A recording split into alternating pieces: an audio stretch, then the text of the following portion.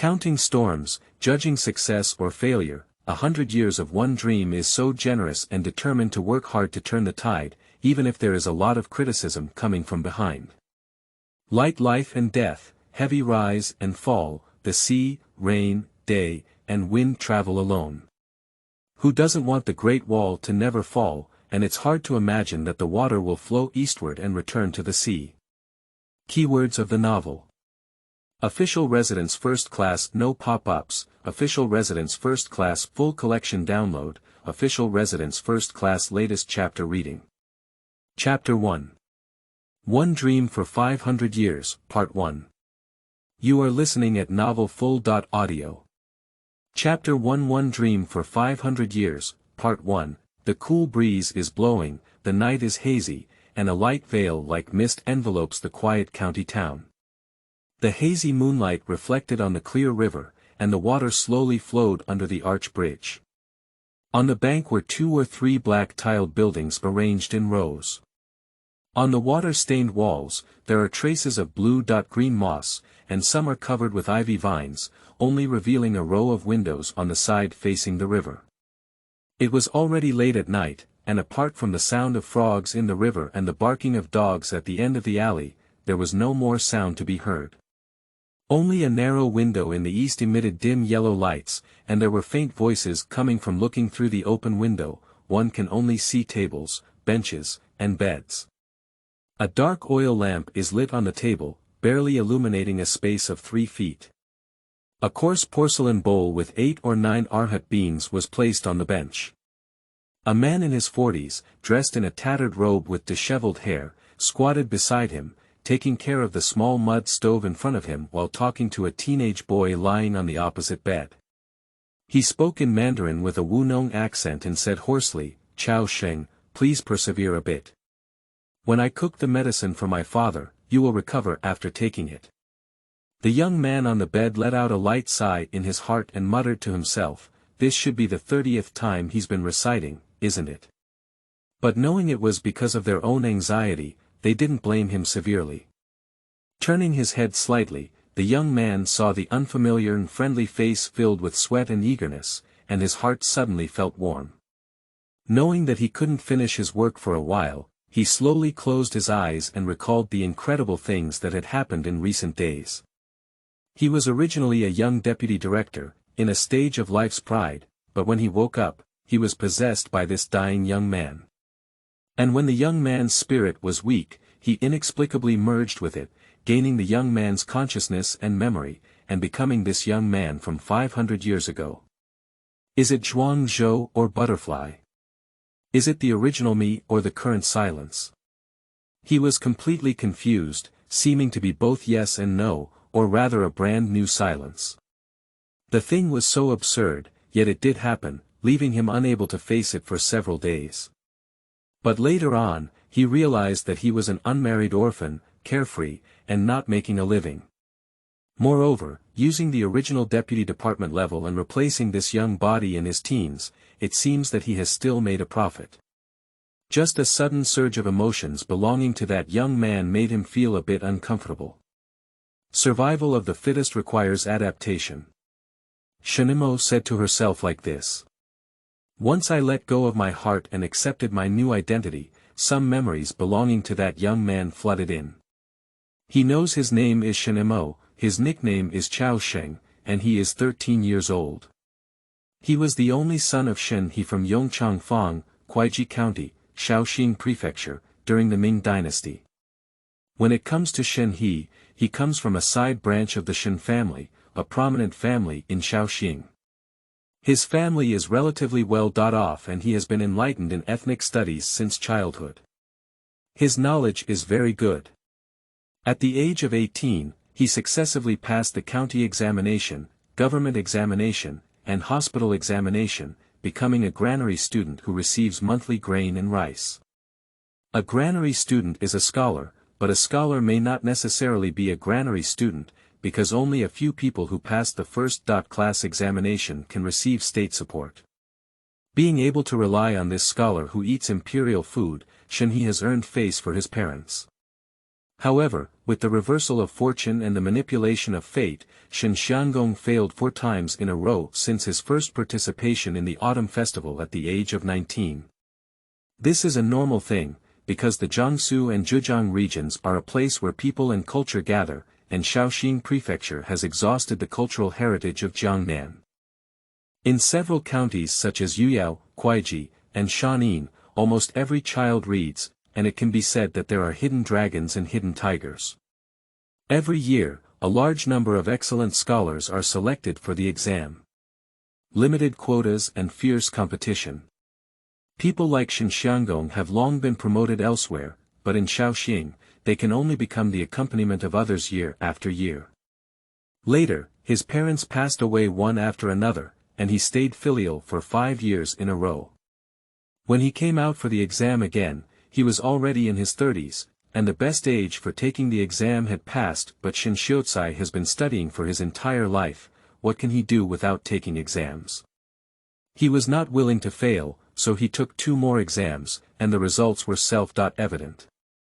He wasted a lot of time, not to mention, and even wiped out his relatively wealthy family.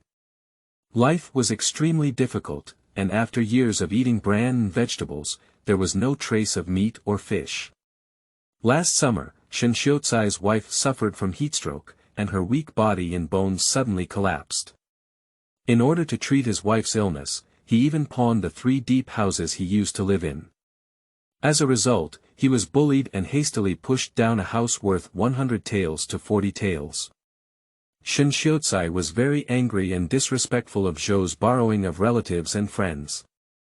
He actually gritted his teeth and sold his property, rented a cheap small building in a remote alley, settled his wife and children, and sought medical treatment for his wife.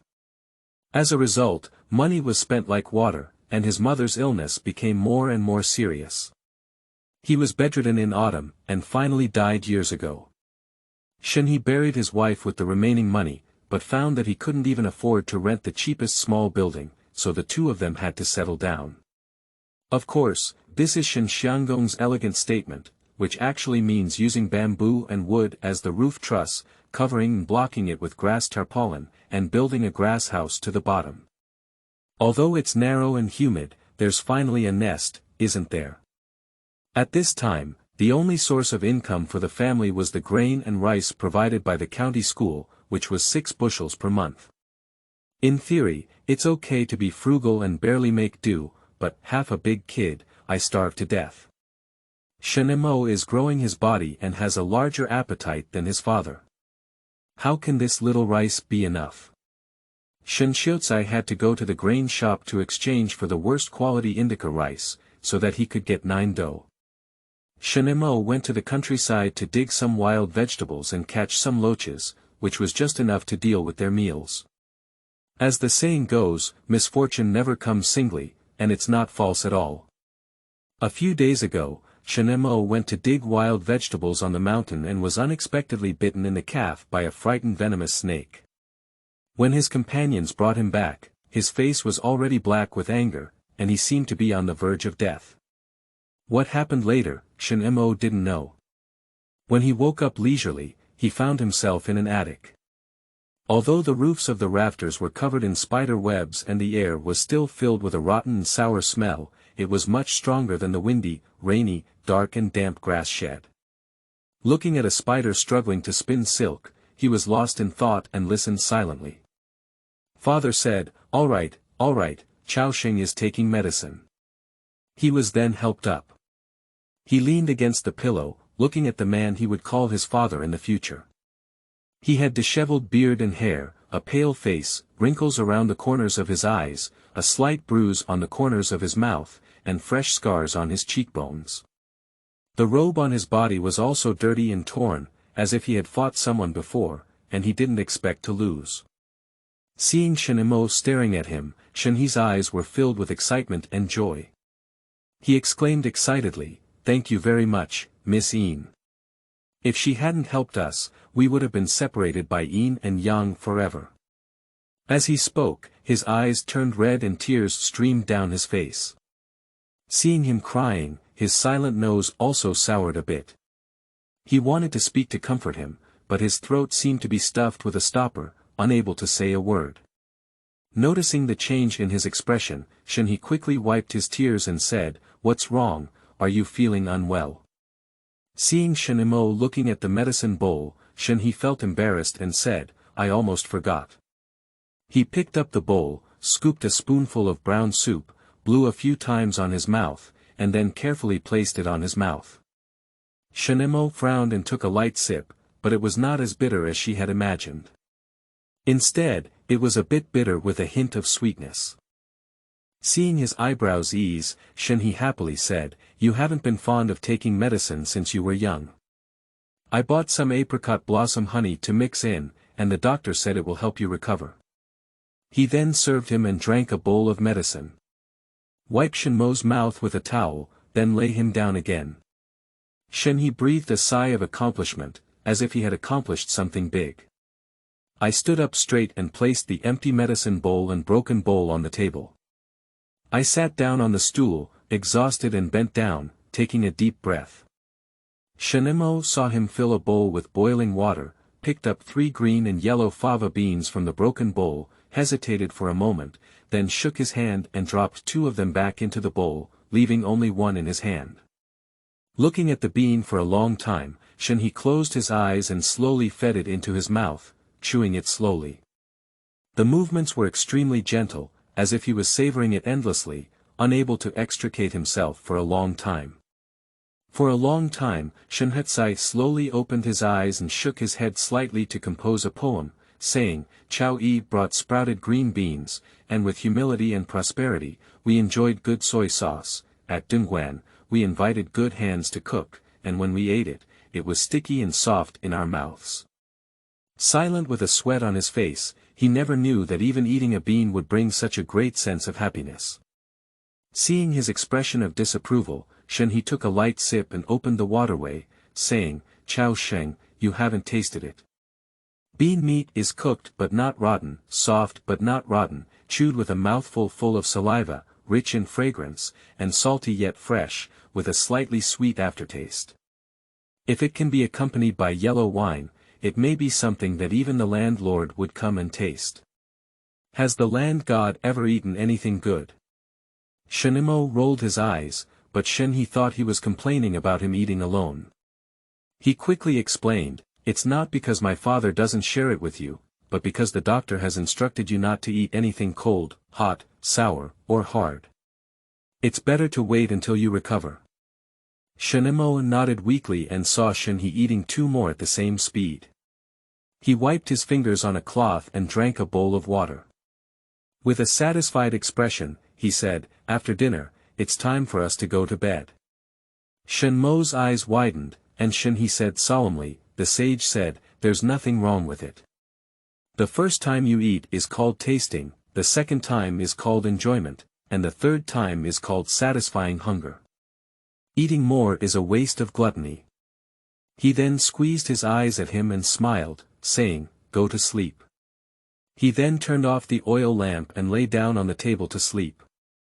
Because there is only one single bed in this room division, there's nothing else to say, just one sentence. Let's start a beautiful memory, dear ones, let's go. End of this chapter. Chapter 2. A Dream for 500 Years, Part 2. You are listening at novelfull.audio. Chapter 2. A Dream for 500 Years, Part 2. Silent and unable to fall asleep, he gazed at his father lying on the table under the dim sky, unable to calm down for a long time. He's not worried about his food and clothing in front of him. Although it may seem like a big problem, with his father around, he shouldn't let himself starve to death. Right. He is not worried about his future fate. He believes that as long as he recovers his health, his fate will definitely be in his own hands. No matter when or where he is, he believes he can do it. He couldn't sleep because he wanted to laugh off some people's big teeth. He was thrilled to have a caring father. Perhaps it was a fusion of personality, or perhaps it was a deep desire in his heart. He didn't reject this father, who seemed to be a failure in life at first glance, except for being embarrassed by his title. The loneliness and helplessness of his past life deeply told him that hard work and struggle can bring success and status, money and beauty, but only parents and family cannot be exchanged. That is the most selfless, purest, and precious thing in the world, but he never possessed it by birth. Now God has given him a chance to have it, which is the most precious gift for someone who has been an orphan since childhood and has never enjoyed the joy of family. So Shen decided to open up his heart, work hard to accept him, and enjoy this relationship. The night was spent in wild thoughts, and without realizing it, the sky was already dawn. The birds were chirping on the windowsill, foraging for food, and they also woke up Shen, who was lying on the table. He rubbed his eyes and looked towards the bed, only to see Shen smiling at him. Shen burst into tears and got up to run towards the edge of the bed. However, he stumbled a few steps, almost hitting the edge of the bed. He didn't care about these things, grabbed Shen's hand and said with a tearful voice, "Oh my goodness, with the blessing of Buddha, Bodhisattva, and City God, I have finally returned my son to you." Shen used all his strength and shook his hand in the opposite direction, hissing, "Don't cry." Although he had accepted it, how could the word "Dad" be so easy to say? Shen was immersed in ecstasy. How could he pay attention to these branches and endings? He hugged him and cried and laughed, making a Chaoxing child who had not yet recovered from a serious illness uncomfortable all over. However, he persisted and allowed Shen to vent his emotions. After a while, Shen may feel a bit embarrassed and wiped away his tears. His eyes turned red and he said, "It's all because of my father's bad habits. He used to be addicted to the imperial examination, unable to extricate himself, and ended up losing all his good family business and dragging your mother to death." As he thought of his deceased wife, his tears filled his eyes and he choked up. "When your mother passed away, she reminded me to pull you into a man. But when she left, I almost lost you." Shen Kong, who read the Book of Sages, was unfilial to his parents.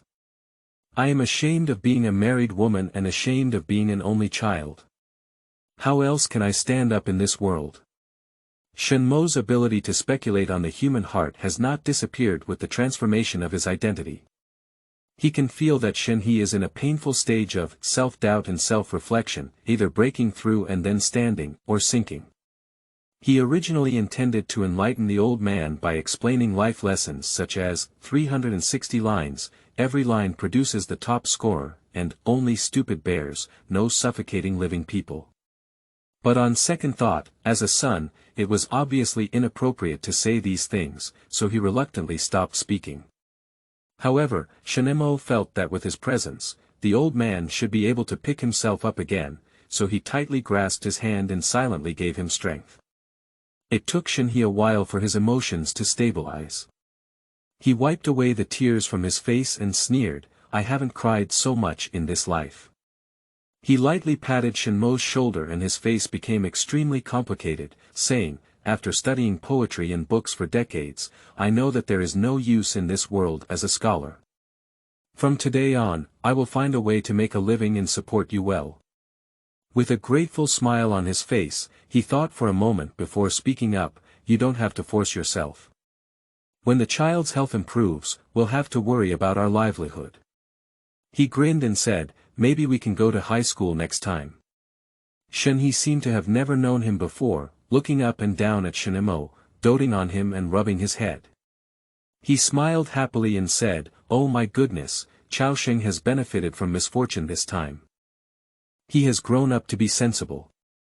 Shen turned his head slightly, avoided Shen's hand, licked his cracked lips, and said, "It's a pity to give up on something that has been fought for half a lifetime." Shen was surprised again. It's not surprising that he likes to be surprised. A boy who used to be dull and difficult to say suddenly spoke such profound words, and you would eat them if you put them on you. But Shen Xianggong, after all, was a scholar by birth. He quickly got up and walked around the house a few times, excitedly rubbing his hands and saying, "It seems that our ancestors have spirits. Let my son's spiritual orifice open early. Indeed, there is a certain number in the dark." Although Shen didn't dare to agree, he was very satisfied with not needing to defend himself, so he pursed his mouth tightly and smiled without saying anything. Shen He walked heavily in the room again, then suddenly stopped and looked at Shen Mo very seriously, as if making the most significant decision. He said in a deep voice, "Chao Sheng, I have decided to stop reading as a father." Shen Mo rolled his eyes and thought to himself, "I've spoken of my feelings for nothing." He was about to speak up and persuade, but was stopped by Shen He waving his hand and saying, "You should take care of yourself. Don't worry about anything, everything has a father." Shen Mo vaguely guessed his decision and couldn't bear to say, "You." However, he was interrupted by heavy knocking at the door. When the two of them looked back, the door had already been pushed open, and an angry woman appeared in front of them. I saw her wearing a colorful and wrinkled long skirt, with a short and fat figure and a detestable face. Stretching out a carrot-like finger, pointing at them, he cursed and said, "Nong, I'm urging an old man and a little girl to give birth. I've been walking around the hall in the early morning, so I'm in a hurry to report my first pregnancy." Shen Mo is not accustomed to her Anchang dialect. Anyway, it's just insulting words, so there's no need to listen to it.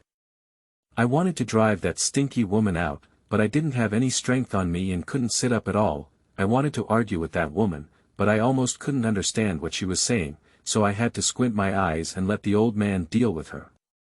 But Shen He was clearly not a match for this shrew, his face flushed and he couldn't speak.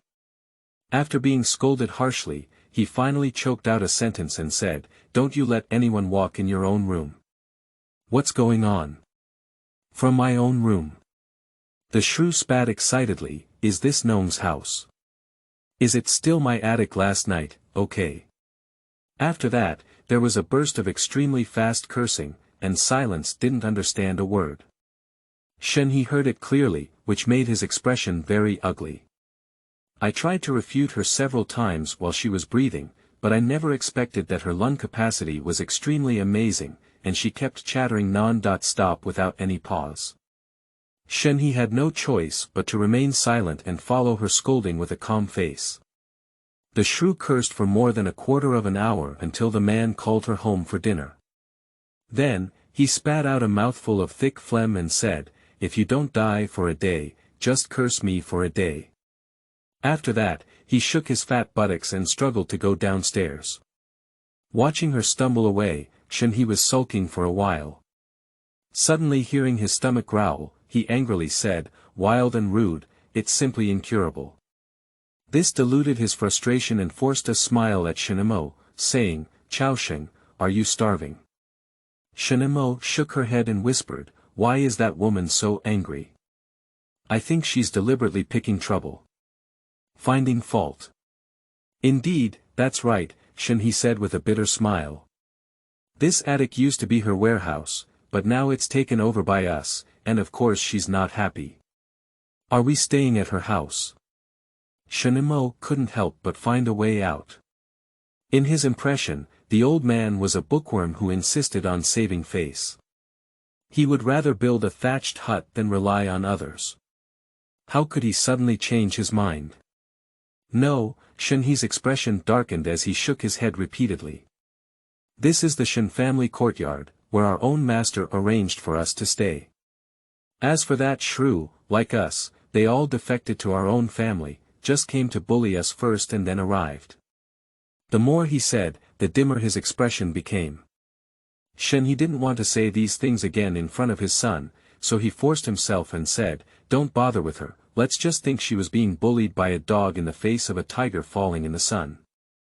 As he spoke, he picked up a rice bag from behind the door, carefully poured some into the clay pot and silently added water to start a fire. He sat by the small mud stove, dumbfounded, seemingly still reciting words. Shen Mo could vaguely tell that what he was saying was, "Heaven will bestow great responsibilities upon us, so we must be." He knew that his father must be very upset. I wanted to say something, but I didn't know how to say it, so I had to comfort myself in a low voice and say, "Everything will be okay." Shen He stiffened and nodded vigorously, but stopped speaking. When the rice porridge was cooked, he brought a big bowl to Shen Mo and asked quietly, can you eat it yourself? Shenimo moved his wrist and nodded, saying, no problem, I have some strength in my hands. Shen he placed the bowl on the edge of the bed and whispered, eat slowly. After finishing, continue sleeping. The doctor said that sleeping is the most nourishing. Shenimo nodded again and saw the old man pick up the clay pot, turn around, sit with his back to him, as if eating, as if sobbing. We don't count words or anything, we just divide the text into smaller parts. Everyone should also try to recommend and support our collection. Ah. End of this chapter. Chapter 3. One Dream for 500 Years, Part 2. You are listening at novelfull.audio. Chapter 3 One Dream for 500 Years, Part 2.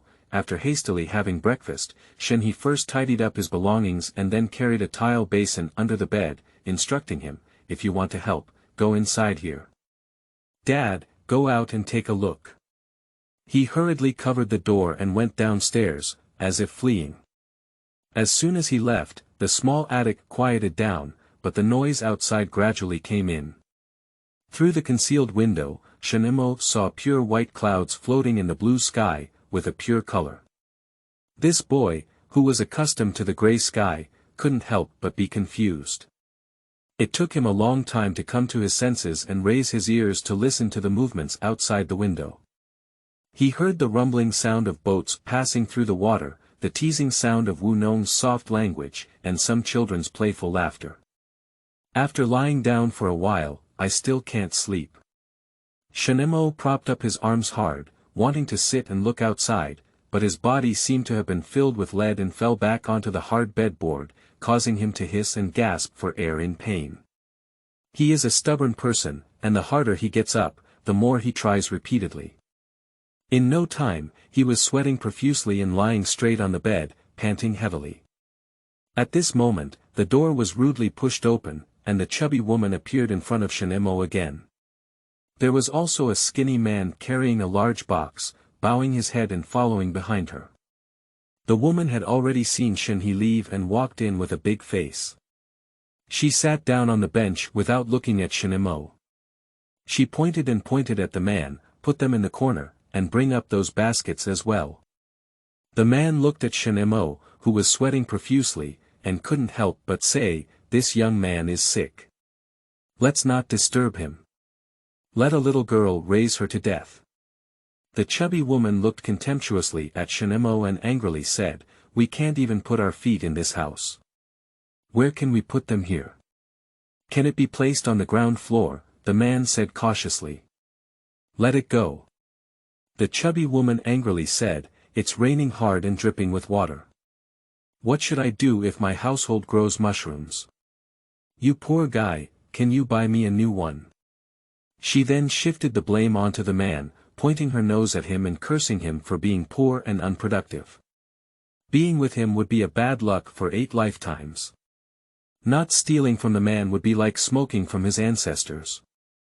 Shenimo listened silently on the side and whispered, if someone really has an affair with you, then it's the smoke from your ancestral tomb. The man was scolded by his mother-in-law and felt extremely embarrassed. He quickly put the box on the ground and said, I'll go down again to pick it up. He then fled in despair.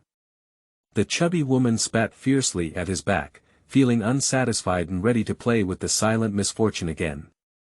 Shenimo coughed violently, his face turning white and red.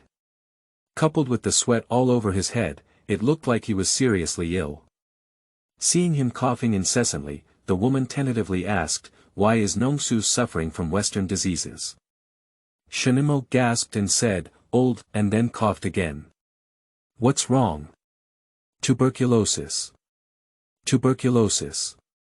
The chubby woman's face turned pale as if she had sat on a nail, jumping 3 feet high.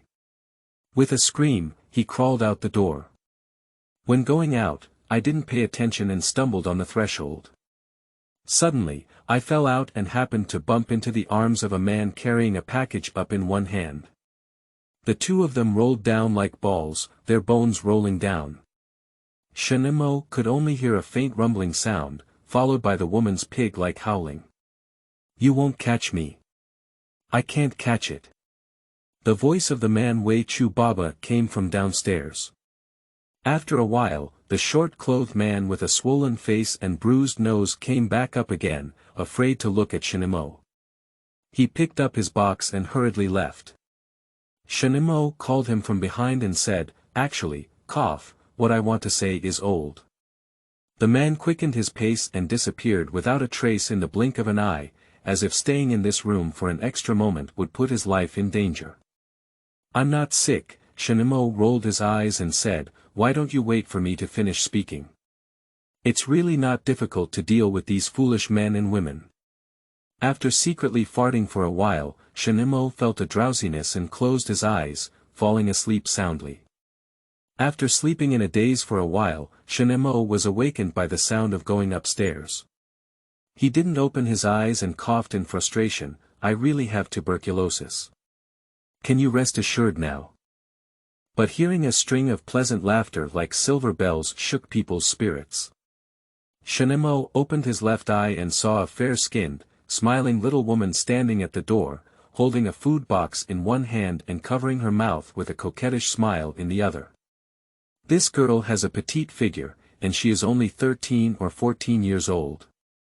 Wearing a double bun on her head and a light green long skirt, covered with a colorful water-field biker on the front, although not too beautiful, it was more charming than youth, making Shenmo's eyes shine. But it only lit up for a moment, and his eyes returned to normal. Comrade Shenmo, who had read countless people, knew that this kind of little girl was the most difficult to deal with, so it was better not to provoke her. Sure enough, when the girl saw him scrutinizing her without hesitation, her almond eyes widened and she was about to open her mouth to sarcastically. But her silence suddenly returned to normal. A string of words were stuck there, neither speaking nor not speaking. It turned out that my face turned red, and it took me a long time to recover. With a fierce glance at him, the girl walked into the room and placed the food box on the table, speaking angrily, "Hey. I'm not calling," Shenmo deliberately teased her. "You." Looking at a boy of similar age, she found that he was quite good-looking. The little girl decided not to calm down with him and glared, "Are you Shen Xianggong's son?" "Yes," Shenmo nodded and said, "Who are you?" "I am." The little girl rolled her black and white eyes and said with a grin, "I won't tell you." "Okay," Shenmo also smiled, "then I won't ask." The little girl felt discouraged and pouted, "Actually, if you ask me again, I'll tell you." "Okay," Shenmo smiled and said, "Do you dare to ask for a high surname?" "Remember, their surname is Yin and their name is Huaping," the little girl said seriously. Silver Vase. This name is good. Shenmo was amused in his heart.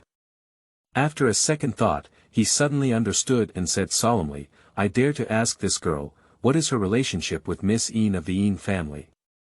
"That's my young lady," the little girl on the screen proudly said, holding her head high. "She's a young lady's close friend, very prestigious." "I'm disrespectful." Shen Moqiang tried to stand up, but he didn't put in enough effort, so he had to smile bitterly and say, "I really can't stand up. It's really impolite." Seeing his attitude turn sharply, he painted a strange screen and said, "How fast do you change your face?" Shenmo said solemnly, "My father has already said that without Miss Yin's help, I would have fallen under the control of the Prince of Yen." He arched his hand and said, "I dare not express my gratitude for saving my life. Since Miss Huaping is representing Miss Yin, I naturally want to show respect." A few grandiose words immediately made a young girl who had not yet delved into the world happy. The unhappiness upon entering disappeared, and the screen still felt that he was a conscientious and polite young man. Under the silent guidance, the atmosphere in the attic became harmonious, and the screen opened the food box and brought out a pottery jar from it. Opening the lid, a tempting aroma accompanied by steaming heat overflowed, causing someone's hungry stomach to growl. Division cough, those brothers who are reading at his station, could you come to the starting point to vote for them? End of this chapter.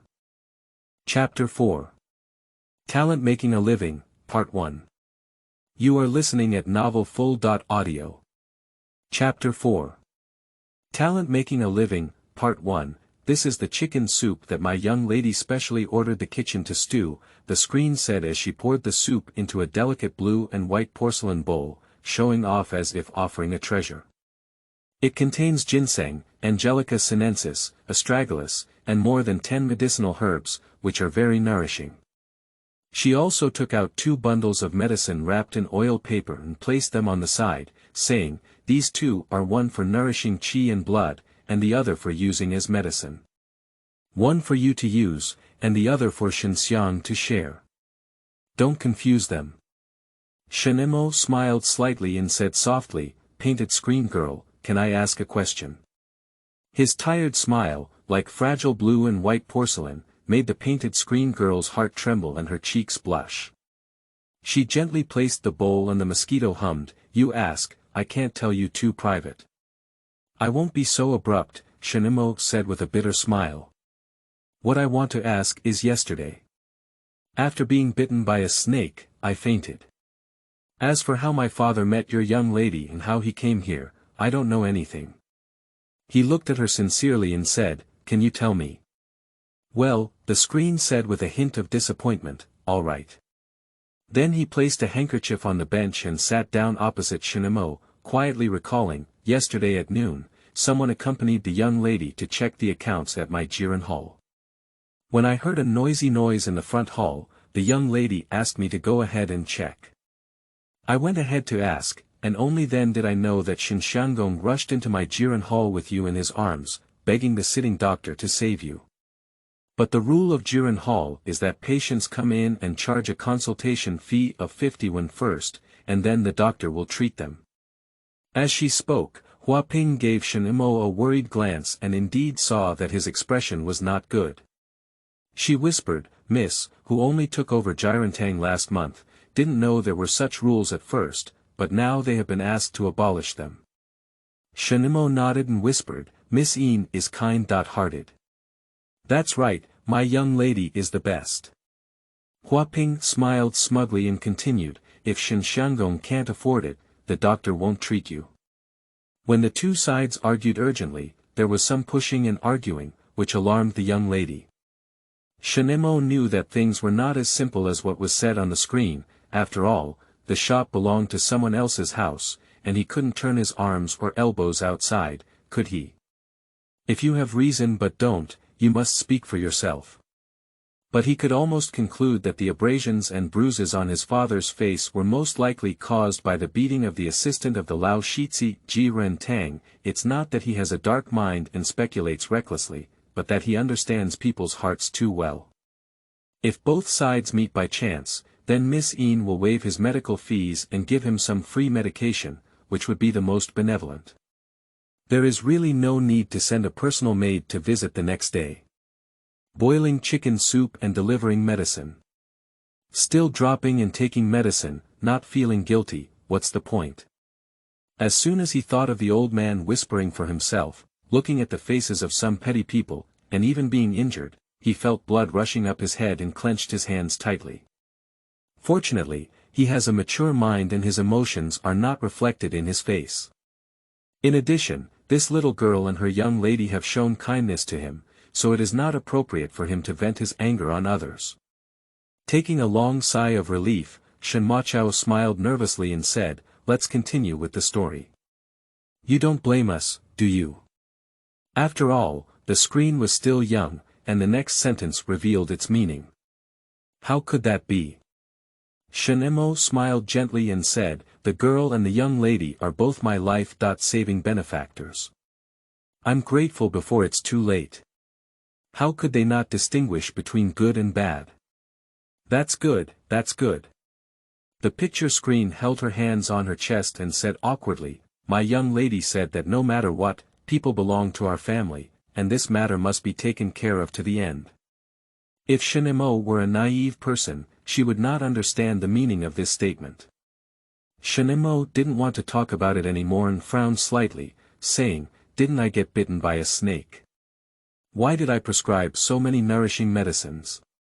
The doctor said you have been suffering from malnutrition and severe deficiency of both qi and blood all year round, he said solemnly as he looked at him with a raised face on the screen. After being poisoned by snakes, it can cause severe yang deficiency. If you don't take timely care and treatment, the consequences will be unimaginable. It's not that serious. Shen, who also knew some medical skills, shook his head slightly and said, I was growing my body when I had strong firepower and sufficient qi and blood. As long as I pay attention to nutrition, strength and exercise, avoid cold, I will recover soon. Last night, my old master also said the same thing, asking the quack doctor who was sitting in court yesterday to immediately roll up his bedding. The painting screen was full of admiration and said, You are really amazing. Shen chuckled and said, Thank you for the compliment, but why did you scare me just now? I spoke too seriously just now. The screen waved my little hand and said with a smile like a crescent moon in my eyes, Relax your mind. Okay, Shen chuckled at her appearance and nodded, let's continue talking. Hua Ping nodded and continued, After I see you sick, your father will carry you away. My young lady asked a carriage to take you on a journey and also asked someone to take care of you. Shen whispered, Miss Yin is a kind person. He also added in his heart, Indeed, she is the material for doing big business. That's right, the screen pouted and whispered, but your father firmly disagrees and insists on going back on his own. Shen knew that his father was a person who values face very much, and he definitely didn't want to be seen living in a thatched hut. The young lady had no choice but to agree, but let the coachman take me and secretly follow me behind, so that I can take note of your place of residence. The screen couldn't help but say, I saw your father wandering in an alley several times, and finally turned back. We quickly dodged, but fortunately he was in a hurry and didn't notice. I saw him turn back the same way and then back to Yongchangfang. He stopped at the entrance of Shinjiatai and hesitated for a while before coming forward to call the door. Although the storyline on the screen was not very detailed, Shen could clearly feel the entanglement and pain in his father's heart at that moment. The doctor said he must not get damp, so he didn't want to carry himself back to the small grass house by the river, but the world is vast, houses are like clouds, and the penniless father and son have no place to stand. Helpless, Shen had to grit his teeth and seek help from his own family. He is indeed at a loss. With Shen's scholarly spirit, whenever there is a glimmer of hope, the word seeking is indescribable. Shen could imagine how ashamed the old man was when he knocked on the door of the Shen family. However, in the end, in order to save him, the old man gave up on any face. Standing under someone else's fence, enduring the glare, it's all for him. Shen's heart was extremely chaotic, not even remembering when the painting screen girl left and what she said before leaving. That bowl of fragrant chicken soup was placed by the bedside, with no heat left and a clear layer of floating oil formed on the bowl as the sky gradually darkened, slow footsteps began to sound. In no time, the door opened and Shen appeared in front of him with a smile, carrying 2 cushion carp the size of a palm. Division there are so few recommended tickets, everyone can support them. The monk can write more vigorously. End of this chapter. Chapter 5. Talent Making a Living, Part 2. You are listening at novelfull.audio. Chapter 5. Talent Making a Living, Part 2, Chaosheng, you have good luck. Shen chuckled as soon as he entered the door. On the way back, I met my eldest son and saw him looking around with 2 fish. The eldest son was similar in age to Shen with the surname Yao. Because of his tall stature, everyone called him the eldest son. Over time, he replaced his previous name. Yao Changzi is a loyal person, and he is most friendly with Shen. He often plays together. That day, Shen was bitten by a snake. Thanks to his eldest son carrying him back, otherwise his life would have been taken away by the Prince of Yen. He said he would wait for you to disappear at home and then search on the street. Shen He put the fish in a basin, skillfully removing scales and gills, opening the stomach and cleaning it, and smiled as he said, when he saw me, he had been wandering around for half a day. I told him about your situation, and he finally calmed down. He even gave me this fish and said he wanted you to repair his body. These tasks were learned only after his wife fell ill in the past year. A year ago, Shen He couldn't even make a fire, let alone clean up the fish. Why didn't he come? After resting for a day, Shen was able to sit up and leaned against the windowsill to ask. This is the Shen family courtyard, with many rules and regulations. It's not our free and bustling thatched hut, Shen He said in a low voice. There are many people in our clan and we can't say anything. After a moment of silence, he whispered, how about? Let's move back tomorrow. Go back. Shen He shook his head like a drum, pretending to be relaxed and said, I've had enough of that thatched hut and I don't want to go back for a day. He spoke with his back to Shen, and no one saw his red eyes. But I didn't know that Shen, who was sitting on the bed, had bright red eyes, a sour nose, and a lump in his throat. The two of them remained silent like this. In the small attic, there was only the sound of the firewood crackling, and it was Shen He who had cooked the crucian carp in a clay pot. When the fish got out of the pot, the work was over. Shen He sat down on the stool exhausted, rolled a luahandu into his mouth and chewed, swallowed and drank water, then he realized the gravity of the atmosphere. He knew that his son, who was suddenly thoughtful, must have noticed something, so he pretended to be relaxed and joked, when Dad gets money, I'll eat 10 fennel beans in one bite. Don't choke, he chuckled in silence. Shen He grinned and asked with concern, did the woman downstairs come up to argue with you again? No, Shen shook his head and lied without blinking. Shen He nodded and finally saw the pottery jar and medicine bag on the table. He said strangely, who's coming to visit? Miss Ean's maid, Shen said truthfully, said to let us both repair our bodies. Shen He felt uneasy and said, how can you make this happen? How can you ask for someone else's things? I can't even get off the ground, and I can't argue with them if I don't want to. Shen pointed to the head of the bed and said, well, I haven't moved a single bite. I'll just wait for your old man to come back and deal with it. Well.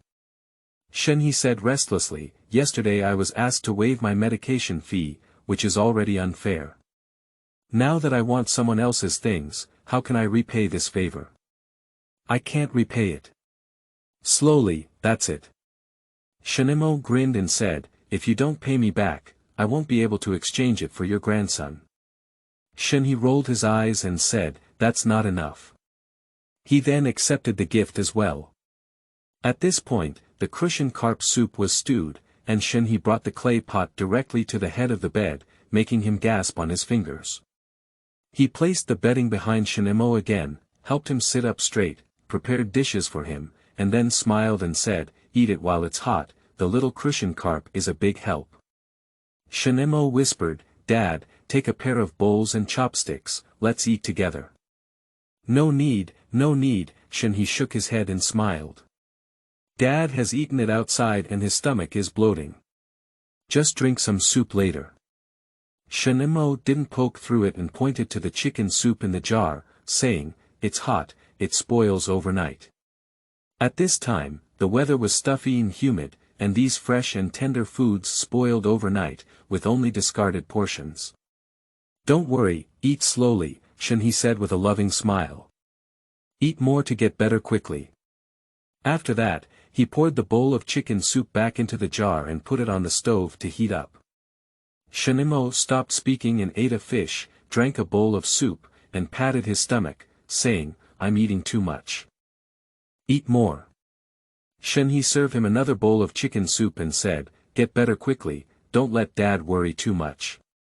Silence clearly heard the grunt in the old man's belly, sighed, took the bowl and said, if you eat it again, it will be really uncomfortable. In fact, he found that after he filled himself with a bowl of thick congee, there was only a little soup left in the casserole. The old man must have been extremely hungry all this time. That's right, too much is not enough.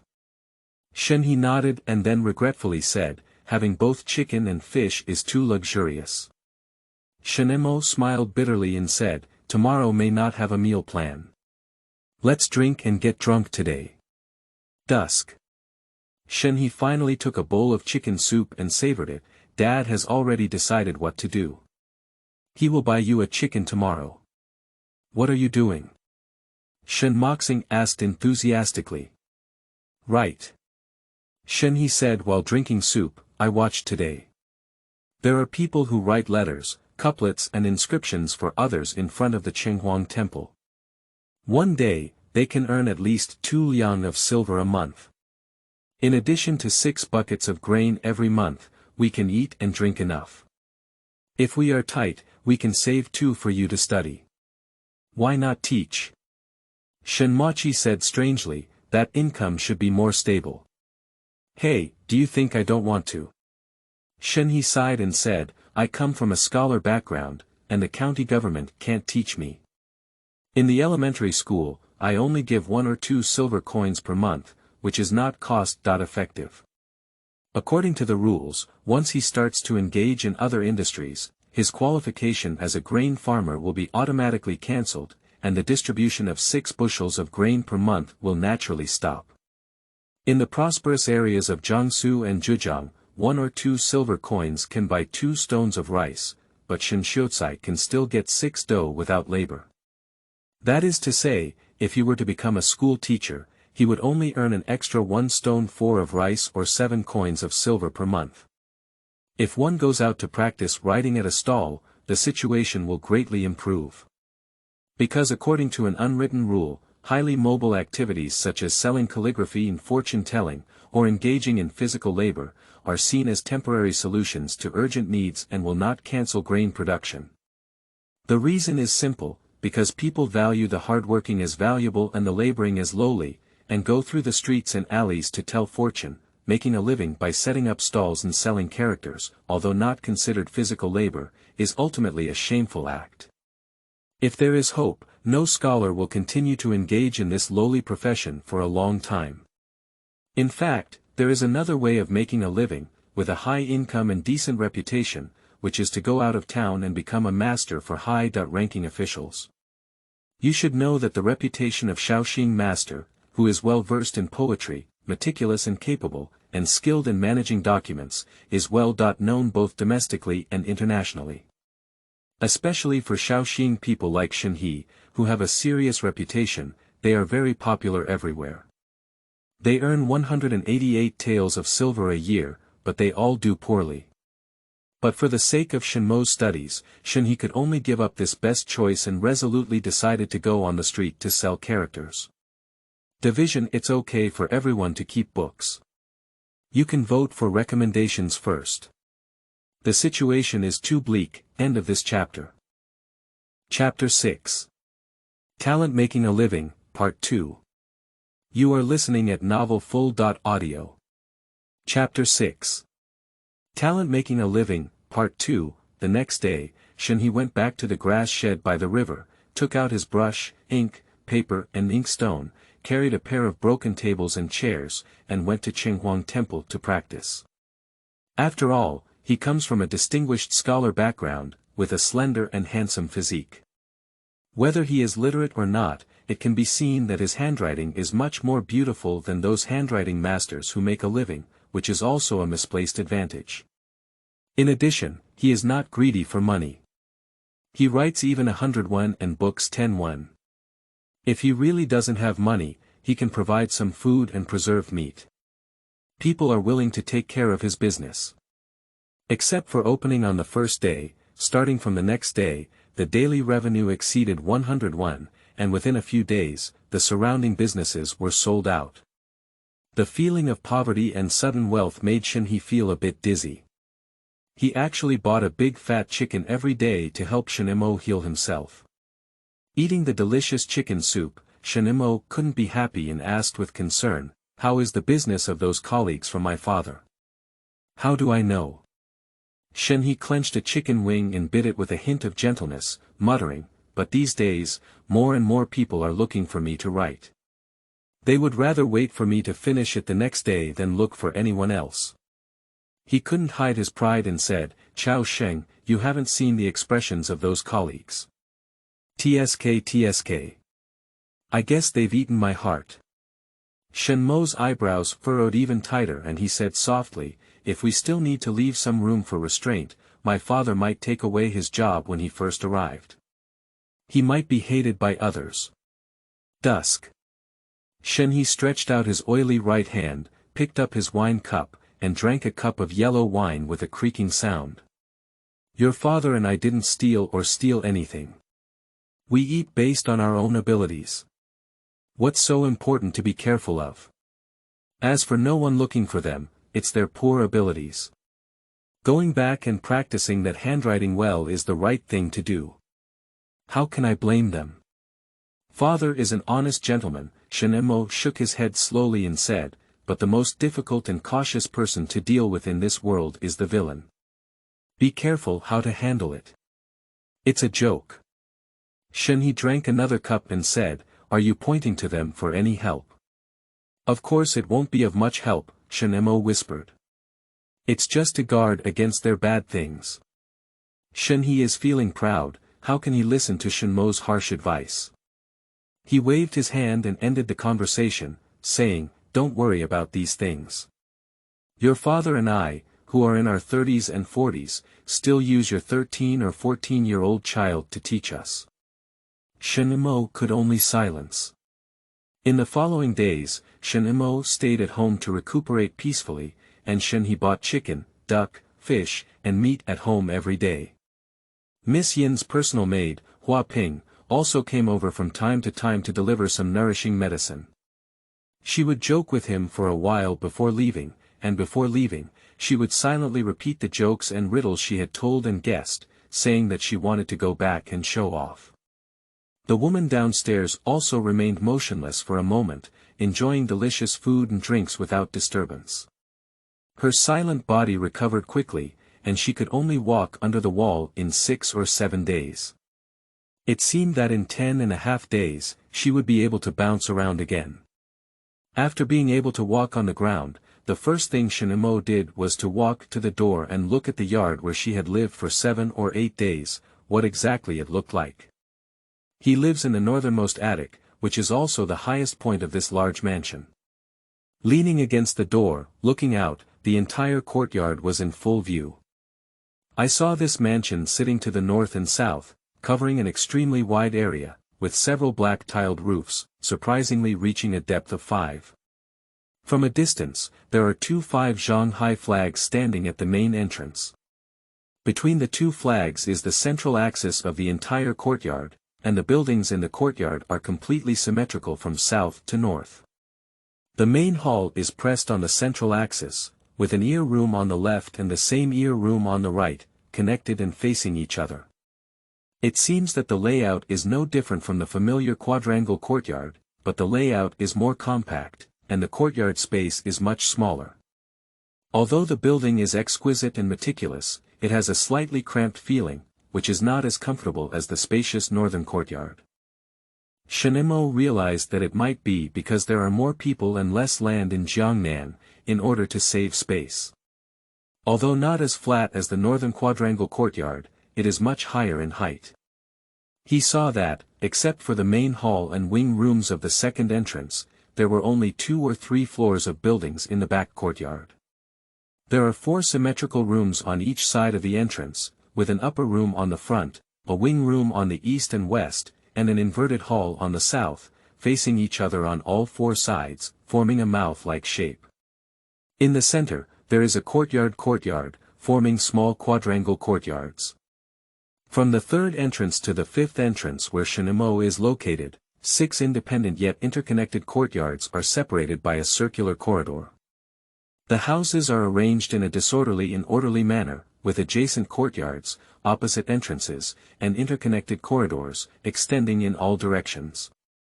There are rockeries and flowing water, with red flowers and green willows interspersed with pink walls and black tiles, making people feel refreshed, and suddenly feeling that summer is not so difficult. Immersed in his appreciation of beauty, Shen suddenly heard a familiar scolding sound downstairs. "You little girl raised me, isn't she suffering from tuberculosis? Why haven't you reported a pregnancy yet?" Shen lowered her head and saw that the chubby woman had indeed returned to the world. She was as plump as ever, wearing a tight dress, holding half of a watermelon, with a few black seeds on her face, staring back at herself. Shen rolled his eyes and said from a high position, "Old shrew, what the young master said is I'm not sick. Who made you and your man not listen to everything? What's going on? You see your skills rise." The chubby woman didn't expect him to have such sharp teeth, and immediately became more belligerent. "You little girl, you've been flirting with a little girl all day, and you're becoming even more shameless." Shen ignored her stubbornness and turned to enter the room, leaving only a perfect back of her head. Encountering such an unreasonable shrew, if she were to scold her, it would be her intention.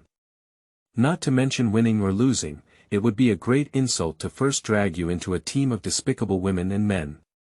The woman saw Shen return to the room, thinking that she was afraid of herself, and became even more proud. She twisted her plump buttocks and climbed up to retrieve the scene she had lost a few days ago. It was easy to climb up the attic, and the chubby woman was panting heavily.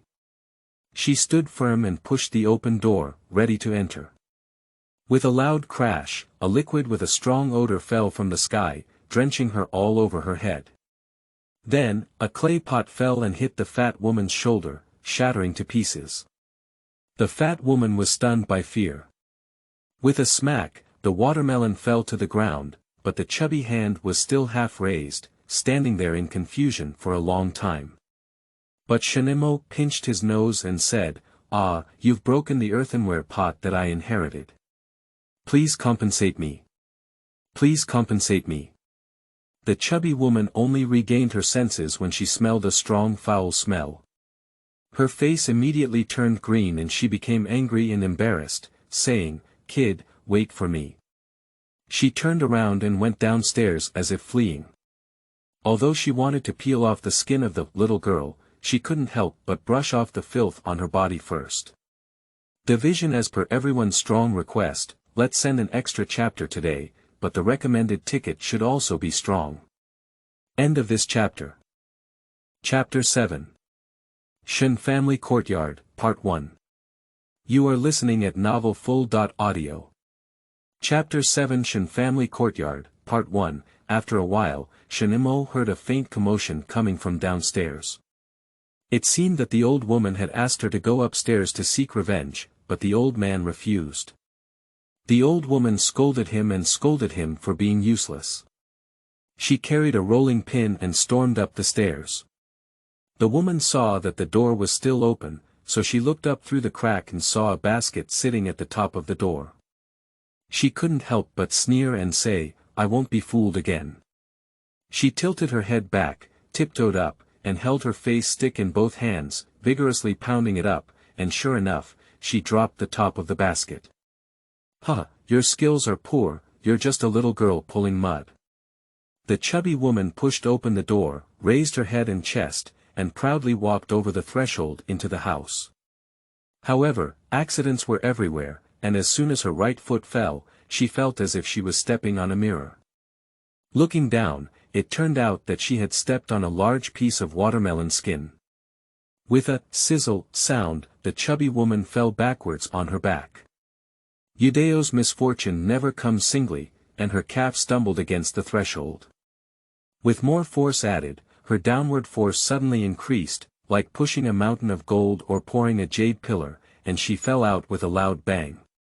Accompanied by a pig-like howl, the chubby woman rolled down the narrow staircase like a big ball. It felt so familiar. However, the man from her family behaved well this time. When he saw a huge object rolling down, he didn't want to, so he dodged to the side and watched the woman fall into a state of 7 meats and 8 vegetables, all on all fours. Shen listened from above and said to himself, "I fell so hard that I didn't even have the energy to curse anymore." He knew this was not over, but he didn't take it to heart at all.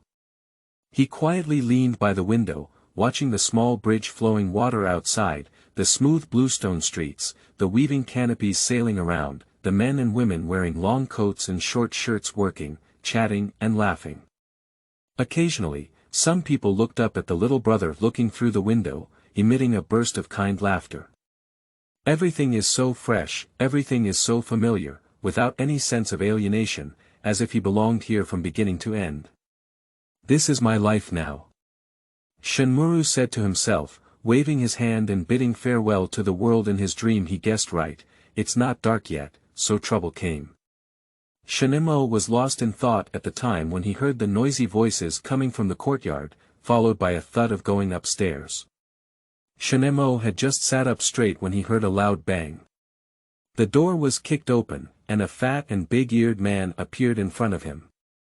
The big man was not in a hurry to enter the house, but was patrolling up, down, left, and right. After confirming his safety, he strode in and dodged out of the door. He didn't forget to kick away the watermelon peel on the ground. A person wearing a tassel hat on their head and green pleats on their body, a frivolous young man with a sprinkling gold fan in his hand appeared at the door. He was only 16 or 17 years old, but he was extremely arrogant. He pointed his two nostrils at Shenmue and said, "Did you hurt Miss Seven?" Shenmue looked puzzled and said, "Excuse me, who is Miss Seven?" The young man in brocade snorted, appearing to have bigger nostrils. He said to the big man next to him, "Tell him who Miss Seven is." "Well, listen carefully," said the big Han jar in a voice. "Miss Seven is our young master's niece, who lives downstairs from you." Shenmue almost choked to death, thinking to himself that the husband of the chubby woman must have heard the name but didn't see anyone, which led him to fall into the wolf's den. On her face, she said calmly, "She wasn't hurt by me. She fell on her own. Don't try to argue." The young man sneered, "Remember that our Shen family has strict rules and strictly prohibits clan fights." He slapped the folding fan and said, "If you don't tie him up yet, take him to the master's place and accept the family law." The big man stepped forward and tried to pull Shenmue up. Shenmue coughed and sneered, "Do you dare to touch me? You can't tell I'm sick, like a piece of paper. If you hit me, it might cause some trouble. Is it yours or your young master?" This was all just a lie with his eyes open. His food has been so good lately, and his face is flushed. At first glance, it doesn't look like he died young. The big man, however, was intimidated by him and turned his head to look at the young man in the brocade. The young man impatiently said, "Let him go by himself." He then remembered that this young man had moved in because he was bitten by a snake. Although he looked like nothing was happening, who knew if he would die suddenly if he didn't take the route? Shenmue leaned against the railing and trembled as he descended the stairs. The young man in brocade walked confidently ahead of him, while the burly man lowered his head and walked at the end, trapping him in the middle, as if escorting a prisoner. As soon as he arrived in the courtyard, Shenmue saw the 7 girls, with a swollen face and bruised nose, hands and feet on a wooden cart, smiling at him with narrowed eyes. It should have been a cold or proud smile, but her face was swollen like a big eggplant, making people look at it at first glance. When the 3 of them left the small courtyard, 7 girls asked her man to push the cart and follow behind. The 5 of them lined up on the corridor and walked forward in a straight line.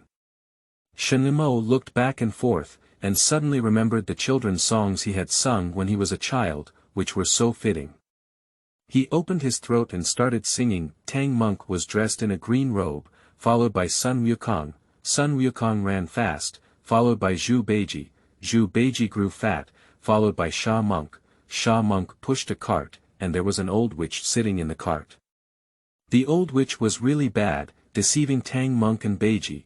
Tang Monk Beiji was really confused, unable to distinguish between humans and demons, unable to distinguish, fell for it, thanks to Sun Wukong's bright eyes, emitting golden light, holding up the golden cudgel high, the golden cudgel, powerful, sweeping away all demons and monsters. In this era, the story of Tang Monk's journey to the west was already well known. coupled with his excellent voice and humorous and mischievous singing style, which attracted men and women from various courtyards to come out and observe, and some children followed behind, happily listening to him sing. After he finished singing, the young master turned around and smiled. "Your song is a bit interesting. Who taught you?" Shen rolled his eyes, wondering if this young master was wise and foolish, or if he was foolish and foolish. At that time, the children understood and gathered around the chubby 7 girls in the big car, chirping and making funny faces, saying, "Old witch, old witch." 7 girls naturally understood and angrily said, "Fourth young master, he cursed you as Tang Sanzang. Am I so handsome?" Unexpectedly, the 4th young master was not angry but happy. He rubbed his face and asked Shen, "Am I really as handsome as Tang Monk?" Shen looked at his crooked and juicy face and said, "Nonsense, young master, the jade tree is in the wind, and his appearance is as beautiful as Pan An's. Everyone loves him, and flowers bloom when they see him." "Good kid, you have good eyesight," the 4th young master with big nostrils chuckled happily. "Few people can discover my true meaning. Ah, there is no lack of beauty in this world, only the eyes that discover beauty are lacking," Shen said solemnly. "Division add 1 more watch tonight. Recommended tickets. Another guy, who is the #1 on this month's new book monthly ticket, is the same gloomy brother as me. That's called a duty. Everyone, go take a look at Ya's book. We have monthly tickets to support it." End of this chapter. Chapter 8. Shen Family Courtyard, Middle. You are listening at novelfull.audio. Chapter 8. Shen Family Courtyard, Middle. The 4th young master suddenly realized that this young man, who was 3 or 4 years younger than him, was really a wonderful person. Pinching his cheek and thinking for a while, he whispered, "Why don't you apologize to Miss 7? This matter will be handled privately." Before Shen could say anything, the 7 girls who had been listening with their ears propped up stopped and said in a sharp voice, "No way. He has caused me so much trouble, I can't just let it go." The 4th young master also felt that so many people had seen it. If he didn't leave it unresolved, it would provoke gossip and maybe even make him a mess. Thinking of this, he squinted at Shen and said, "Don't worry, as long as it's not your fault, I will help you speak." 4th uncle. 7th miss pouted in grievance. The 4th young master looked at the sky outside the corridor and said with a dry smile, "Today is such a refreshing day." He then lowered his head and walked forward, no longer speaking. Passing through several arches, the group arrived outside the Zhanghe Hall, located in the 3rd entrance. The 4th prince asked them to wait outside the door and went to report on their own. This hall is obviously an extremely important place in the mansion. On the 12 hall doors facing south, there are hollow carvings of spring, summer, autumn and winter, fishing, woodcutting, farming and reading, and qin, chess, calligraphy and painting. The character designs are ancient and simple, and the carving is exquisite and meticulous, making Shen almost unable to catch his eye. After a while, the 4th young master came out and said, "The master asked you to go in." The man helped 7 girls off the cart and helped her walk to the entrance of the hall. She let go of her hand and walked limping in by herself, taking no further step inside. Seeing Shenmo's curiosity, the 4th young master leaned in his ear and whispered, "If you're a burden, you won't be able to make it to the table." He kindly instructed, "Master is very skilled, you must be careful." Shen smiled at him and said, "Thank you for your guidance." He straightened out his white-washed clothes and walked in with his head raised. As soon as I entered the door, I saw a sandalwood plaque hanging directly above the flower hall, with the 4 ancient and powerful characters, Zhanghe Weiyu, written on it. The walls under the plaque are elegantly decorated, with the Vermilion family motto written in running script floating on them. The couplets on both sides are 8 gold dot-plated regular scripts, which read, establishing Qi Ji and reading holy and sage books. A table of 8 immortals stands in front of the couplets and family teachings, with the divine throne of Confucius enshrined on the table. On the right side of the table sat a middle-aged man with a black gauze dompa scarf, wearing a brown cloak with sleeves resembling a Taoist robe, 3 strands of long beard, and an elegant face. 7 girls knelt in front of him, crying to him. This middle-aged man is the master of the Shen mansion, Mr. Shen. In theory, he should not pay attention to these trivial matters. However, in order to uphold strict family rules and maintain a proper family atmosphere, starting from his grandfather, fighting within the clan were regarded as shameful and disrespectful behavior, and were strictly prohibited. Once discovered, it will be personally handled by the family owner, and as long as it is verified, it will be expelled from the house, which is very strict. If this right is falsely held by others, will the Shen family's doorstep still be in chaos? Although he was quite impatient, he still had to hold his temper and clarify the details of the conflict. He was feeling dizzy and overwhelmed by the 7 girls, who spoke in a convoluted and Yongchang dialect, when he saw a young man with clear eyebrows, fair teeth, and red lips come in from outside the door. He looks only 13 or 14 years old, and although his clothes are patched, they are washed clean and neatly dressed, making people feel more refreshed as they look. What's even more valuable is that this child has a dignified gait and a well-mannered demeanor. At first glance, he is a knowledgeable and rational person, definitely from a scholarly family background. Compared to the 7 girls kneeling on the ground, chubby like pigs, they were like heaven and earth, snow and mud. Unconsciously, the old master fell into the habit of judging people based on their appearance, and his heart began to lean towards this offspring. After Shen entered, he lifted the hem of his robe and respectfully saluted the statue of Confucius offered on the table. This action has greatly increased Mr. Shen's liking. After bowing to Confucius, Shen turned towards Master Shen and said in a loud voice, "Tong Xing Shen, I have met Master Shen." Mr. Shen quickly chuckled and said, "Please get up quickly, there's no need to be polite." This is not because Mr. Shen is approachable and unwilling to kneel silently. In this era, kneeling etiquette is an essential etiquette to distinguish between upper and lower ranks and establish the authority of superiors, especially in a large family like the Shen family. It is not careless at all.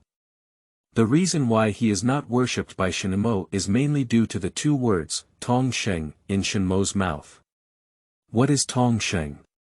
It's not about being young and asking for more attention, but about indicating a certain identity. A scholar who has participated in county, government, and hospital exams but has not obtained the qualification to be a student, whether with yellow hair hanging tall or white hair, is called a child. This often gives people the illusion that childlike is synonymous with failure and misfortune, as if their social status is no better than that of beggars. However, in reality, as long as they can participate in the scientific examination, it represents that the children have a pure background, 3 generations of lawless men, no remarried daughters, and have received formal education, making them serious scholars. Among the scholars, farmers, and merchants of the Ming dynasty, scholars were highly respected and treated, belonging to the class of governing people. Although Tong Sheng is only at the bottom of this class and their living conditions may not be as good as those of farmers, it does not hinder their superior political status. This is not difficult to understand. Although he is now in a state of poverty, who knows if the next family will have salted fish flipping through the Dragon Gate. So everyone tacitly grasps the right balance, so that we can meet in the future. Over time, a rule has been formed for children, except for formal occasions, where they can avoid kneeling. Shen had to give up midway due to his mother's serious illness after passing the child's birth test last year. This is not a shameful thing, on the contrary, it is also a commendable act of filial piety. But after all, he has taken a county school entrance exam and can be considered to have participated in the child student examination, so he naturally has the qualification to call himself a child student, which is the least embarrassing kind. Shen stood up happily upon hearing the sound and bowed deeply, saying, "I have met Mr. Shen since I entered Shen at the end of my studies." Free of charge, Mr. Shen chuckled and said, "Are you the young master of Lord Shen?" To answer the old master's question, the student is the one. Shenimo said politely, my father often says that when the old master took me in when my father and son were in trouble, my father and son had no way to repay him, so I could only leave a lasting impression. Mr. Shen waved his hand and pretended to be unhappy, saying, aren't you the children of the Shen family? So, you're seeing the outside world. Since Shenhe's father's generation, he has been separated from his family, so he can't be considered a family anymore, but there's nothing wrong with being intimate. Seeing what they said was lively, 7 girls felt that this matter was going to go wrong and couldn't help but interject, Grandpa, it was he who caused this to his granddaughter. Division okay, from now on, there will be 3 chapters every day, end of this chapter. Chapter 9. Shen Family Courtyard, Part 2. You are listening at novelfull.audio. Chapter 9 Shen Family Courtyard, Part 2. Although I have a good impression of Shenimo, after all, family rules are greater than heaven. With a furrowed brow, Mr. Shen said in a deep voice to the 4th young master standing beside him, Old 4th, you brought me here. Can you tell me the whole story to my father? Obedience, father. The 4th young master behaved like a kitten, bowing his brows and looking down. Today, the child was working hard in the room when the 7 girls' family suddenly came to report that this young man had injured his wife. He looked at the old father and saw that his face remained unchanged before continuing to be careful. Father asked the children to take care of their family members, and the children followed this idea. They went to the Wentao courtyard to take a look and saw the injured 7 girls and the young man living upstairs. Speaking of the point, Mr. Shen said with a dark face, don't always boast. Oh, I understand. The 4th young master shrunk his neck and said concisely, the child found out that Miss 7 was indeed injured, but this young man was sick in bed and has not left the house yet. The child couldn't understand how he injured Miss 7. He didn't dare to make a decision without authorization, so he brought it to ask his father for clarification. You understand some rules. Mr. Shen's face softened slightly and he gave a faint approval. Turning his head, he asked Shenimo, did you hit Miss 7 with your own hands? Students dare to swear, Shenimo firmly denied.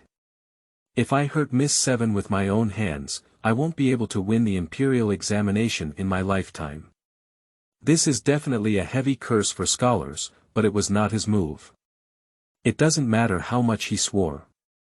Mr. Shen indeed believed it and said strangely, if it weren't for your hand, how did Miss 7's bones break? Well. You can ask Miss 7, Shenimo sneered, as long as she also takes an oath to ensure that what she says is the truth. Mr. Shen nodded and said to Miss 7, take an oath. 7 girls had no choice but to curse. If there were any empty words, they would let themselves suffer from intestinal and stomach problems. Only then did Chu Baba say, my granddaughter went upstairs for the first time today, and when she pushed the door, she was hit on the head by a urinal. The second time she went upstairs, she stepped on watermelon skin and fell from upstairs. The 4th young master, who was listening on the sidelines, didn't expect this matter to be so interesting. He couldn't help but chuckle. Mr. Shen couldn't help but laugh and said with a forced smile, Shenimo, why did you put a urinal on the top of the door? Anti-theft. Shenimo said solemnly, there is a saying. One must not have the heart to harm others, and one must not have the heart to prevent others. He shrugged and said, the student is sick, with no strength to bind the chicken, and often unconscious. A tile basin is placed on the top of the door, which can serve as a warning and catch unexpected guests off guard. What you said makes some sense, Mr. Shen said with a smile on his face. But what if I accidentally hurt a good person? As long as it's not malicious, he will knock on the door and the students will remind him, said Shenimo calmly. Did you knock on the door? Mr. Shen asked Miss 7. No, Miss 7 lowered her head and said, I just pushed the door in. Why don't you knock on the door? Mr. Shen said in a deep voice, it's impolite to enter without being invited. Don't you know that? Shen Maxin said, okay, I've been sexually assaulted. Alright, you're on guard for the first time. Mr. Shen stared at Shenimo and said in a deep voice, "What about the second time? If you put watermelon peels on the ground again, isn't it a bit?" The 4 words kind-hearted can't be easily expressed, and it will make a grudge. "That's not what I threw," Shenimo shook her head and said. "It was when Miss Seven first came up." "What?" Mr. Shen couldn't help but laugh. "Miss Seven, did you really throw away the melon skin and fall on yourself?" "It seems like that's the case," Miss Seven said with her index fingers pointing together. "All right, the facts are clear," Mr. Shen said in a deep voice. "This incident was caused by Shenmo's own carelessness and Miss Seven's own carelessness. It was just as Shenmo thought he was going to end the matter in a conciliatory way," Mr. Shen said again, "but today's fruit must have the cause of yesterday. Neighbors should have lived in harmony, but what is the reason for this current situation?" "Miss Seven, you say?" "This kid scolded me," 7 girls murmured, "saying my granddaughter is a shrew." "Why did he say you were a shrew?" Mr. Shen asked. Because. Miss Seven lowered her head and said, "Because I scolded him first." "Why did you curse him?" "Because he lied to me," 7 girls said wrongly. "He said he had tuberculosis." "Have you ever said that?" Mr. Shen asked Shenimo. "No," Shenimo spread his hands and said, "The student said to her, 'Excuse me, close the door when you go out.' However, she only heard the word 'Lao' and fled in panic, perhaps due to a misunderstanding." Mr. Shen pondered for a while and had already guessed 80% of the reason for the incident. He guessed that it was Miss Seven who had caused trouble on her own, in order to take in Shen-He and Shenimo and let them live in the attic that originally belonged to her. He had heard of Miss Seven's character, probably after a few harassments and insults, which attracted the clever young man's counterattack. He is an elegant person who loves the intelligent and clever young man Shenimo the most, and he is deeply ashamed of the vulgar, rude, fat and foolish woman like 7 girls. After figuring out the details, he intentionally helped Shen-He and his son occupy the building and drive the 7 girls and their family out of the Shen family. In the courtyard of the Shen family, Lord Shen is the heavens, the royal law, and the divine demon that determines everyone's fate. "Listen," Mr. Shen said solemnly after making up his mind, "my Shen family values harmony and friendship the most. If there are those who are narrow-minded, selfish, and cannot tolerate others, they will not be tolerated by my Shen family either." Although this sharp and stern statement did not specify a name, it actually poked at Miss Seven's head. She was even a fool, and could hear the meaning of the old master's words of questioning. "Chase. Get out. Home. Door." 4 big words swirled in her mind, making her sweat profusely and trembling uncontrollably. "Shenimo, why did your dispute arise?" said Master Shen in a gentle voice to Shenimo. Shenimo glanced at 7 girls kneeling on the ground and saw that her left eye was swollen into a slit, one big and one small, with pleading eyes and tears rolling down as she looked at herself. He knew that Mr. Shen was deliberately pulling a wedge. As long as he was honest, Miss Seven would be kicked out of the house in 90%.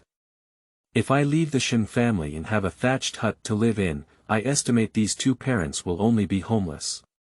Well, they are all hard-working people. Finally, they are internal contradictions among the people. Why bother to make things difficult for themselves?" After a moment of thought, Shenimo decided to pay attention and smiled awkwardly. There wasn't any major conflict before, it was just a small friction in daily life. When there were fights between the upper and lower teeth, it wasn't as serious as you thought, Grandpa. Division enemies should be resolved rather than settled, and we should set aside 3 points to meet in our daily lives. Dear recommendation ticket, please smash me. End of this chapter. Chapter 10. All Things Are Lower, Part 1. You are listening at novelfull.audio. Chapter 10. All Things Are Lower, Part 1. As soon as a word was spoken, the whole room was startled. The 7 girls kneeling on the ground were full of surprise and gratitude, with a runny nose and a grin on their faces. Mr. Shen, who was sitting at the top, also looked at Shenimo with a surprised expression on his face. He felt that he needed to get to know this young man again. As for the fourth young master, he also nodded secretly behind Shen, his lips moving back and forth, as if saying something like, "Good boy, enough loyalty." Shen calmly accepted everyone's gaze, and he was very clear in his heart. Even if the 7 girls and their family were kicked out of the courtyard, the father and son would only occupy one building, but it would not change the situation of being placed under someone else's protection. No matter how big the house is, as long as it is under someone else's protection, it is inevitable to be questioned from a high position and controlled freely like today. This is simply too bad. Yes, Mr. Shen's unintentional display of superiority just now deeply hurt his self-esteem. If he had to choose, he would rather go back to the grass shed by the river than live in this big mansion anymore. It's just that he has a mature mind and knows what to show and what not to show, so that he won't experience it on the spot. It's not a bastard to harm others and benefit oneself, it's a bastard to harm others and not benefit oneself. This is the motto of silence. With such thoughts in his heart, how could he carry the curse of being narrow-minded and intolerant, and do such a scumbag like that? After a moment of shock, Mr. Shen was the first to recover and looked at Shen with a smile on his face, saying, "If what you said is that both families are at fault and will be punished." Shen said calmly, "The eldest master is fair and kind. No matter what punishment, Shen is willing to accept it." He. Mr. Shen was amused by Shen. Despite his young age, he spoke very tactfully. A big hat of fairness and kindness was put on his head, making Mr. Shen both comfortable and unable to laugh or cry. He had to put on a stern expression and said, "Neighbors and relatives should love and support each other. This time, considering you are first-time offenders, we won't use family rules." He then said to Miss 7, "Go back and clean their room. Don't be so petty in the future." He stared and said, "There's no next time, you know." 7 girls had long been convinced, and there was nothing more to be afraid of. She nodded repeatedly like a chicken pecking at rice and said, "My granddaughter knows, she knows. Let's go down." Mr. Shen shook his loose sleeves and said calmly, "Let's take care of ourselves." 7 girls first kowtowed to Lord Shen, then gave him a grateful glance, and then hurriedly fled from the hall that made her feel oppressed. After the 7 girls left, there was only Shen, Mr. Shen, and the 4th young master left in the Zhanghe Hall. Mr. Shen's expression was also much softer, and he smiled at Shen, saying, "Miss 7 is a rough person, and we can only punish her with physical labor. But since you are a scholar, we need to do some writing." Shen was sweating profusely and said to himself, "You can ask me to tidy up the entire Shen family courtyard, but don't let me recite poetry or write words." But how can one show timidity at such times? Even if you have to grit your head, you have to go up. "Master, please do as you please." Shenmo's expression was calm, and his legs and stomach twisted. He was ready to urinate. "I'll give you a question," Mr. Shen chuckled. "If you answer correctly or well, not only will you not be punished, but there will also be a reward. If you answer incorrectly, you will be punished to clean the entire Shen family gate." Heroes really have similar opinions. Shen almost shouted, "Can't I just accept the punishment?" Fortunately, he was angry with Mr. Shen and didn't want to submit to this softness. Also, because a confidence burst out in his heart, as if he wasn't afraid of this kind of game. So he said with great righteousness, "All right, sir, please speak up." "Okay," Mr. Shen nodded and said, "Since you have passed the county examination, you must have already read the 4 books, right?" "I have read it," said Shen with a devilish expression. "Very good," Mr. Shen pointed to the plaque on his head and said, "Explain to me the origin of these 4 words. Zhanghe Weiyu. Damn it, what does that mean?" Shen cursed inwardly, and a series of words flashed through his mind. He couldn't help but blurt out, "This sentence comes from the 5th sentence of the 1st chapter of the Doctrine of the Mean. To achieve harmony, heaven and earth are in harmony, and all things are nurtured." Not bad, what does that mean? Mr. Shen nodded and smiled. These 4 words are the essence of the entire text of The Doctrine of the Mean. The chapters of The Doctrine of the Mean explain. To use harmony, to understand the consistency of body in use, to cultivate position, to understand the extreme skill of benevolence and sincerity. Shen, no longer surprised, opened his mouth and spoke endlessly, saying, that is to say, harmony is the purpose, to treat people and things, and to speak and act with impartiality in moderation. How can we achieve this? Cultivation of position is the method. How to cultivate oneself. Mr. Shen asked solemnly, as if he was seeking advice from a peer. Juzi said, those who are in the position are in their place. Those who are nurtured are in their place. According to Juzi's explanation, position education means being born in their place. As a scholar, I should abide by my own body and follow the way of heaven, so that position education can achieve harmony. After speaking, Shen stood quietly in the hall, savoring what he had just said, as if his heart had come to understand. Mr. Shen also closed his eyes slightly and remained silent, as if he had also gained some insights. Only Shen Sishao couldn't understand anything and naturally felt bored, but he didn't dare to leave without permission. He stood there scratching his ears and cheeks, feeling uncomfortable all over. Fortunately, their wandering state did not last long, and they only heard Mr. Shen clap and laugh, saying, "You are such a person who abides by your own body and follows the way of heaven. You have already deeply understood the 3 flavors of Zhu Zi." Shen quickly humbly said, "The students are just preaching from the textbook, with a little understanding. The master has praised them." "I didn't flatter you," Mr. Shen said with a smile, twisting his beard. "How old are you this year?" 13. Shen whispered. "At the age of 13, you can reach such a level, which shows your high talent in deep work. It's rare." Shen Laoyi sighed. "If Lao Si had half of your intelligence, he wouldn't be like this now." He glanced at Shen Sishao and said coldly, "If you can't succeed in literature or martial arts, you're just idle and useless." Shen Sishaksen said, "I knew it wouldn't be good if you didn't let me go." Shen also thought to himself, "Let's get to the point." Sure enough, the old man Shen turned his head and said with a smile, "Shen, I just said there was a reward for answering correctly." "What kind of reward do you want?" Shen rolled his eyes in his heart and said to himself, "Is there any other choice?" With a sincere smile on his face, he said, "The elders dare not refuse or choose." Division Chapter 2, there is another chapter, around 12 o'clock, loudly asking for recommendation tickets. End of this chapter.